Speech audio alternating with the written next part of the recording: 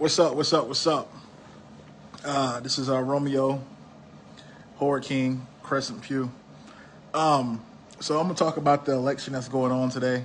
We're gonna break down some of the stuff that's going on. We're gonna talk about some of the analytics, some of the everything that's going on. Hope everybody's doing good. Hope you voted for the candidate that you think that is your perfect choice. Whatever research you got going on, we're gonna get into it. With that being said, I said this before. It's Donald Trump, Kamala Harris. Joe Biden dropped out because he's not well, allegedly, but he's kind of old and fragile. We get it. So with that being said is that either you're going to vote for the blue or the red. I'm going to break down each candidate, what they stand for, and we're going to get into it. So we're going to start with Kamala Harris, right? Because she's a VP. So with Kamala Harris, her whole campaign was about women, women rights, breaking down, trying to win the blue states already. She's saying you can get an abortion if you want it. Anything dealing with women, women's bodies, women's rights, that's her. With that being said, when it comes to the policy issues, she don't really have a policy like that. She's more for Joe Biden's policies, and I say she doesn't have a policy because the Joe Biden administration has their own policies. And with that being said, she's going to be interacting with what he has and just continue on with the administration. When it comes to marijuana, when it comes to recreational use, the economy, because things are high, she kind of tiptoes around. I'm trying to be fair as possible. She tiptoes around the economy, and people are looking at her like, well, you've been in office, for a VP, you're not doing nothing. Yes, she's in office. VPs can do a lot, but it can't really do most without the Senate and, of course, the president. There's a lot of people pulling the strings. So people are looking at her like, okay, well, we have high inflation. Food is high. Everything is high. So when you're looking at that from perspective, she's kind of getting a flack on the economy. But she's beating Trump when it comes to the women rights, when it comes to your body, where it comes to the health care. She's definitely winning that because they're doing something. It's not a universal health care, but it's kind of like Obama health plan. And so that's what they're doing. So when it comes to that, they're literally winning with that. So now let's go on to Donald J. Trump. Trump is losing when it comes to women's rights, your body. A lot of flack he gets is that a lot of people are saying that he's going to pass a law banning abortion. That's not true. He's not going to pass a law banning abortion. What's going on is that he's basically saying he's going to leave it up to the states. And that's where the misinformation comes in from. Everybody hates Donald Trump and all that. I get that. And, he doesn't get the fair media equivalent like Kamala Harris does. And it's pretty cool. I mean, I get it. He talks reckless. People label him racist and all that. But it is what it is. Now, what he's winning on is the border. He's winning on the border. He's winning on the economy and foreign policy.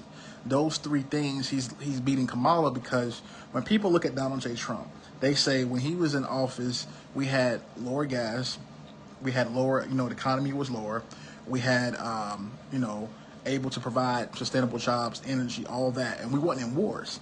So he gets a plus with that. His weaknesses is when it comes to trying to win over the black vote. A lot of black people are voting for Trump, yes. But trying to win the black vote, a lot of people are saying he's racist, he doesn't care about you, but he's being labeled with a lot of stigmas like the KKK, the far right, right people, racist people, a lot of domestic people that, people that messes up the country. So I think when you look at that from that perspective, I think that those are kind of the areas he's getting in. So what do I think? I think it's neck and neck, you know what I mean? So I always tell people, if somebody gets mad at you for voting for what you feel, for your policy, fuck them. You know what I'm saying? What you vote for is what you vote for. Now, you know what I'm saying? You still can vote for different parts. You can vote, hell, you could be an alien and you can vote for anything you want. You still could be friends. But back on subject. What I think who's going to win, I think Donald J. Trump is going to win. Because when you break it down, we know California is going Democrat. If California ever went Republican, that's when you know shit is crazy. But they're Democrat. Texas is always Republican. Florida's Republican. Now, I said this on my other page, which is Crescent Pew. When you break everything down, you break all the analytics, you break all the data down. The key states he's going to have to win, and I said this, is going to be North Carolina. North Carolina's a swing state. It voted Democratic 4 years ago for Biden. In 2016, it was Republican. And so he's going to have to win North Carolina. She's going to have to win North Carolina. They're going to have to definitely win Georgia. Georgia's a battle state. Right now, Trump is winning, and then he's going to have to win Michigan and Ohio. Ohio is leaning more towards Kamala, and Michigan definitely is leaning towards Kamala. But this other state is PA. From what I was told and what I saw, I think it was like 400,000, maybe between 100,000 and 400,000 Amish people are voting. That's when you know it's serious. And so they're voting for Trump. So that whoever wins PA, they're getting 19 electoral votes. And keep in mind, guys, it's not a popularity contest. Whoever gets the most electoral votes. I think Trump is going to take it, at least by like 5 or 6. I think North Carolina might go red, and I think Georgia might go blue. That's going to be very interesting. You know, when you look at Trump, when you look at Kamala, you look at all these independent sources. Me personally, I didn't vote for any of those two. I'm going to say that. But I'm just breaking it down from a standpoint. When you look at that, you have Trump, who's trying to bring back the economy. He's trying to put a border up, and people hate him because, you know, some of the stuff he says are grotesque. You know, you guys got to wake up. You know what I'm saying? Like, this is not time to be able to, you know, say, oh, get in your feelings. Think about it. They're taking, this is current administration. They've done some good things, some bad things. But this current administration is taking your money and giving it to foreign people. So do you really want another 4 years of that? And I'm just telling my opinion from a person that's pro-Trump. So I want to get that. So if you're pro-Trump, you're looking at, why would you want to have Kamala Harris in office? Why would you want to continue this 4 years of tyranny? Literally, I heard people say tyranny. Tyranny, when you have Donald Trump, that's literally trying to close the border. Illegal immigrants. Illegal immigrants are taking your money. And before people say, who's going to cut your grass and all that, Americans will. You know what I'm saying? In any other country in the world, you cannot go into that country illegally. You get shot, especially in Russia and China. They'll kill you. So why is it okay for other people to come into America and to literally have our resources? You people are not thinking right, but you're feeling the economy now. We're in a great recession, and you're feeling it. You know what I'm saying? And so what I need you guys to understand is that it's going to get worse. So with Trump, better jobs. You know, he was going to put more money in the black community. He definitely was going to be able to bring more manufacturers from overseas to the country. You know, look at Detroit. You know, when they left Detroit, the automobile industry, it flattened it, but Detroit is picking itself up.